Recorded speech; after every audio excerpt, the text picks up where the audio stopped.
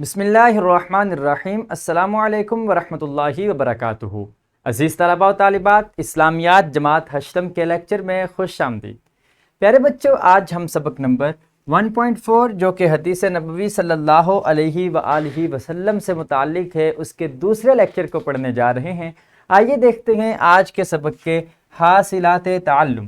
ہمارا پہلا حاصل تعلم ہے منتخب احادیث مع ترجمہ سمجھ کر پڑھ سکیں اور ان کی تعلیمات پر عمل پیرا ہو سکیں۔ دوسرا حاصل تعلم ہے 8 مستند احادیث مبارکہ مع ترجمہ پڑھ سکیں۔ پیارے بچوں، یہ ہیں ہمارے آج کے سبق کے حاصلات تعلم۔ انہی کی روشنی میں ہم آج کے سبق کو پڑھیں گے اور ان سے چند معلومات سیکھیں گے۔ اور ہمارا آج کا سبق ہے عمدہ بات کی اہمیت، اور اسی حوالے سے ایک حدیث پاک ہوگی، اس کے ترجمے کو اور اس کے مفہوم کو آج کے اس سبق میں ہم سیکھیں گے۔ آج ہم عمدہ بات کہنے کے متعلق ایک حدیث پاک مع ترجمہ پڑھیں گے۔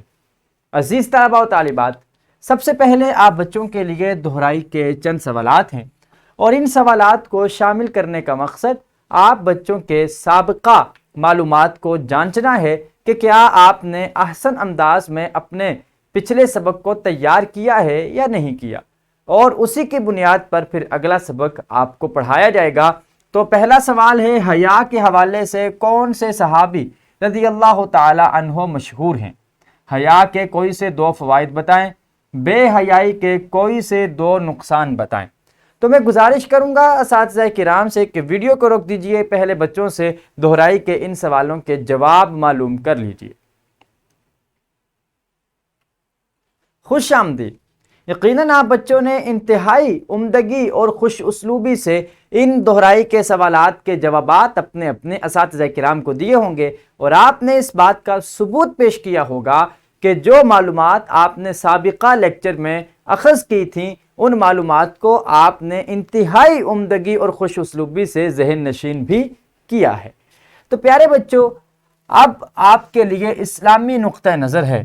اسلامی نقطہ نظر میں مومن کی ایک علامت یہ بھی ہے کہ وہ بھلائی پر مبنی گفتگو کرتا ہے، وگرنہ خاموشی اختیار کرتا ہے۔ ایک حدیث پاک ہے جس کا مفہوم آپ کے سامنے میں نے لکھا ہے۔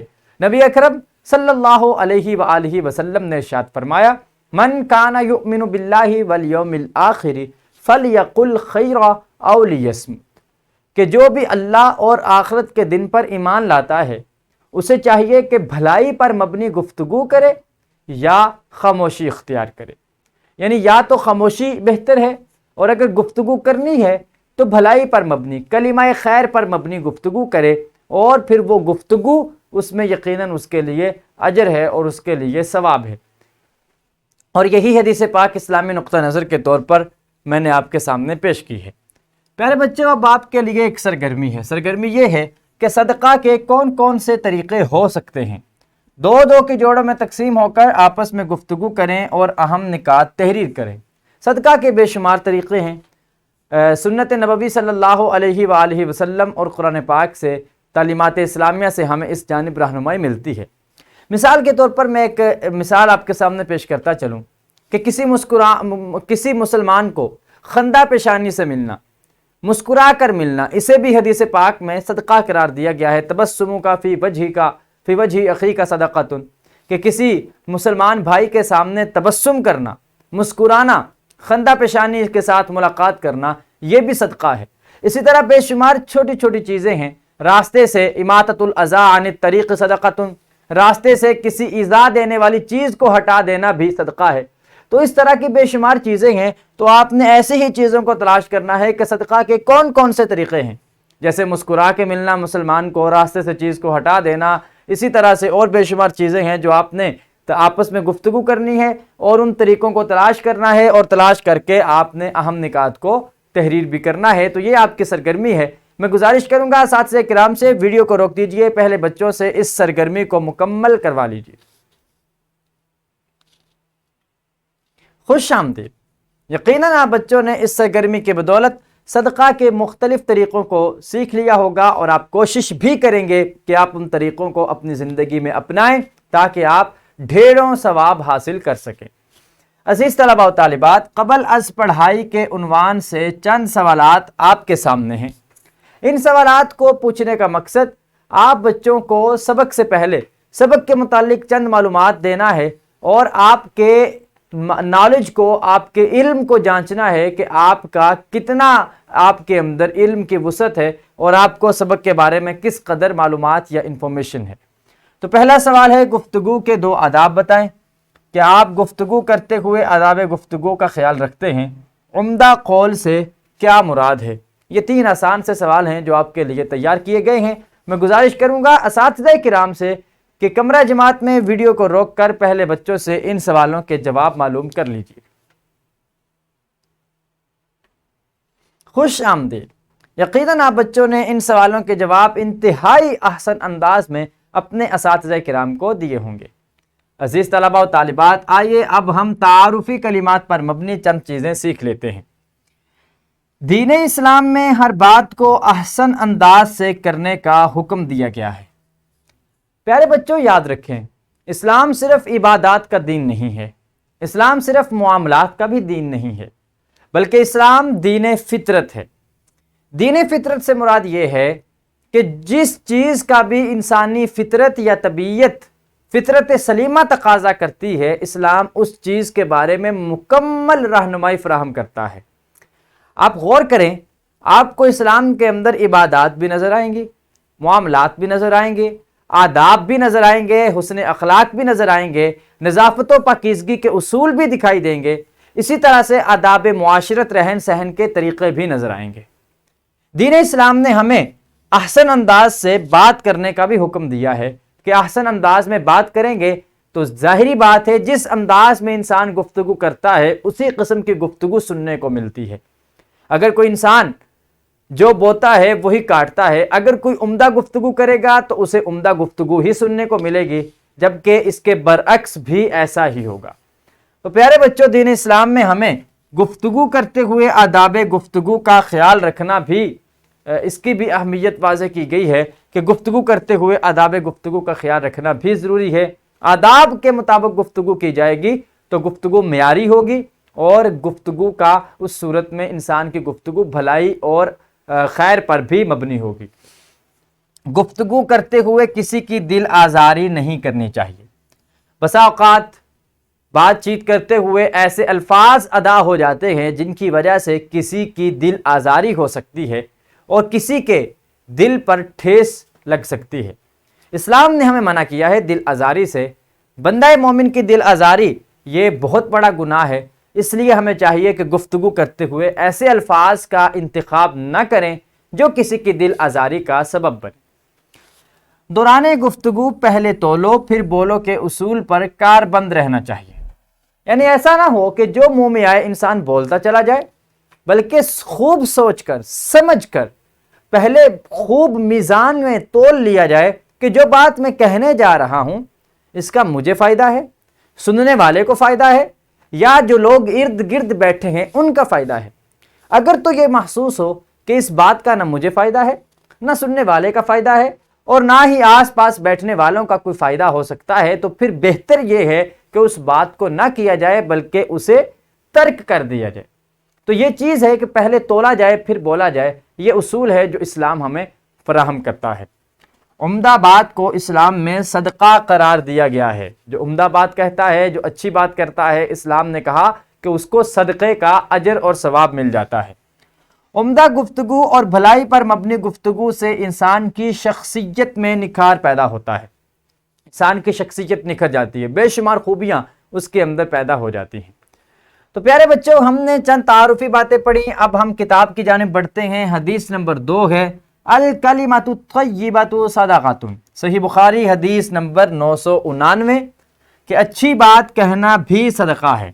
کسی کو عمدہ نصیحت کر دی جائے، اچھی بات کہہ دی جائے، یہ بھی صدقہ ہے۔ مفہوم یہ ہے حدیث کا، مذکورہ بالا حدیث مبارکہ میں رسول اللہ صلی اللہ علیہ وآلہ وسلم اچھی بات کو صدقہ قرار دیا ہے۔ دین اسلام میں ہر بات کو احسن طریقے سے کرنے کا حکم دیا گیا ہے۔ دین اسلام کا منشا یہ ہے کہ اگر انسان کے لیے بولنا ضروری ہو تو ایسی بات کی جائے جو اچھائی پر مبنی اور لغویات و فحش گوئی سے پاک ہو۔ رسول اللہ صلی اللہ علیہ وآلہ وسلم نے ایسی بات کو صدقہ قرار دیا ہے جو اچھائی پر مبنی ہو اور لغویات اور فحش گوئی سے پاک ہو۔ ہمیں چاہیے کہ جب دوسروں سے گفتگو کریں تو اس بات کا خاص خیال رکھیں کہ ہماری باتوں سے دوسروں کی دل آزاری ہرگز نہ ہو، تاکہ ہمارے بول بھی ہماری نیکیوں میں اضافے کا سبب بن جائیں۔ پیارے بچوں، دیکھیے، غور کیجئے، کتنا پیارا دین ہے ہمارا دین اسلام، کہ اس میں بات چیت کرنے پر بھی صدقے کا ثواب رکھا گیا ہے، کہ آپ اپنے فائدے کے لیے بول رہے ہیں، آپ کسی سے اپنے دوست سے بات کر رہے ہیں، لیکن اگر آپ آداب گفتگو کا خیال رکھتے ہوئے اچھی گفتگو کر رہے ہیں تو اسلام نے ہمیں اس صورت میں بھی صدقے کا ثواب عطا فرمایا ہے۔ پیارے بچوں، اب آپ کے لیے سرگرمی ہے کہ دو دو کے جوڑوں میں تقسیم ہو کر کسی موضوع پر آپس میں گفتگو کریں اور آداب گفتگو کا خاص خیال رکھیں، نیز گفتگو کے آخر میں کوئی ایک نصیحت بھی کریں، نصیحت لکھ کر اساتذہ کرام کو بھی دکھائیں۔ آپ نے اس ایکٹیویٹی کو، سرگرمی کو اس طرح سے پایہ تکمیل تک پہنچانا ہے کہ دو دو کے جوڑوں میں تقسیم ہو کر کوئی ایک موضوع منتخب کریں گے اور اس موضوع پر آپس میں گفتگو کریں گے، گفتگو کرتے ہوئے آداب گفتگو کا خاص خیال رکھیں گے۔ جب آپ کی گفتگو مکمل ہو جائے اس کے بعد پہلے ایک بچہ دوسرے کو نصیحت کرے، پھر دوسرا بچہ پہلے کو کوئی ایک نصیحت کرے۔ نصیحت کے دو جملوں کو اپنی اپنی اسلامیات کی کاپی پر آپ بچے تحریر کریں گے اور اساتذہ کرام کو دکھائیں گے کہ آپ دونوں میں سے ایک دوسرے نے ایک دوسرے کو کیا نصیحت کی اور اس نصیحت کا کیا فائدہ ہوا۔ سب سے پہلا فائدہ تو یہ ہوگا کہ اس نصیحت کی وجہ سے آپ کے نامہ اعمال میں عمدہ بات کہنے پر صدقے کا ثواب لکھ دیا جائے گا۔